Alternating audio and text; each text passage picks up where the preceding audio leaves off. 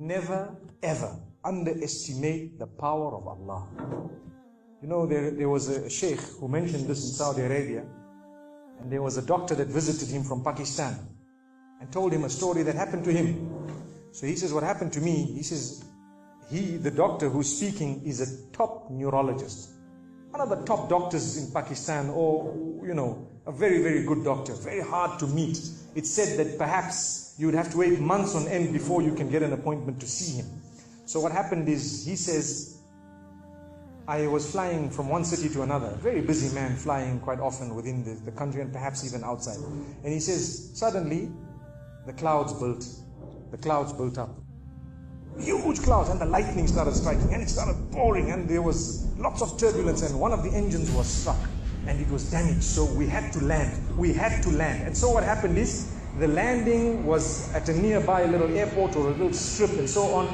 And when they landed there, it was a remote area. How are you going to repair this aircraft? A few people who were on it, it was a small plane, they were, quite surprised because they landed it in such a remote place. No one's there to repair it. They would have to wait, definitely. So the doctor asks the captain or the pilot that, you know what, how long are you going to be? He says, no, we're going to be quite long. Well, I need to get to that area. Look, he says, it's just a 3-hour drive by vehicle. So why don't you just go by road?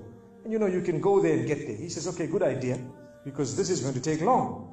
So he decides to go on one of the tri-shows, you know, in Pakistan, one of the areas, wherever it was, and he jumped in. And as they started progressing, the clouds built again. And the lightning was striking, and the rain started pouring. And it was pouring so much that their vehicle could not move much more because of the mud and because of everything else. And so it was quite an open area with a bit of farmland.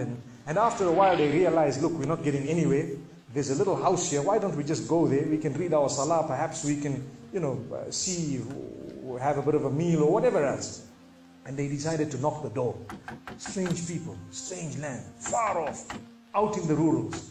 And so he knocks the door, and he's got his little bag and everything, and he walks in. An old lady happened to answer the door after a while, and they spoke to her saying, look, this is what has happened, and we're going from so-and-so to so-and-so, and we just want a place, we want to read salah and so on. And she said, no problem, you can come in. She had a little musalla, a little sajjada, and she had a little baby on the side, or not a baby, but a child.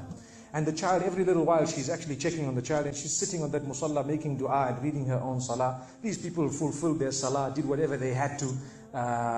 And when they were about to leave, they spoke to the old lady saying, thank you very much, jazakumullah khair, and so on. And, we're going, what's happening to this child, So the woman says, look, the child is an orphan.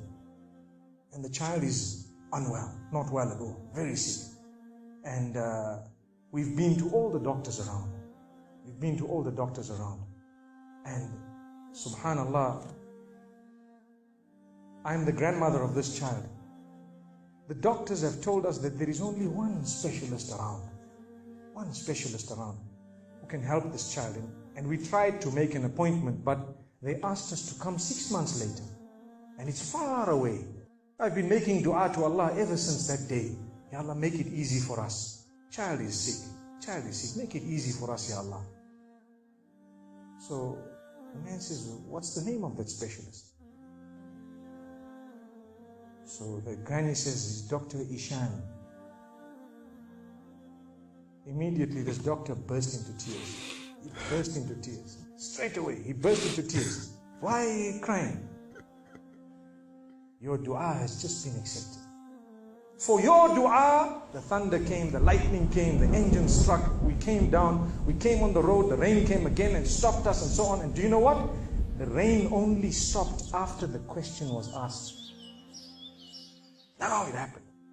And now the woman starts crying. SubhanAllah. And the doctor himself is telling the story, saying, that was me.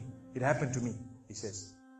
And he says, I learned that Allah's armies are beyond limits. Allah uses whatever He wants to get what He wants done. So, where in the wildest of the dreams of this person would they have felt or believed that the top man, whom it is semi-impossible to see without big appointments, would actually be driven all the way to the door, knock the door, come in here, read some salah, and they would have to serve the child here. Amazing. Wallahi, it brings tears to the eyes. But the reason I share it with you, every one of us has needs for Allah subhanahu wa ta'ala. Just keep calling. Just have yaqeen. Have conviction. If it is meant, it will definitely come in your direction. You know, we use the term by hook or crook, but I don't want to use that today. I want to tell you, by the mercy and power of Allah subhanahu wa ta'ala, it will happen, it will come to pass. May Allah subhanahu wa ta'ala bless us. May He open our doors. May He grant us all shifa. And may He make us firm believers that for Him, nothing is impossible.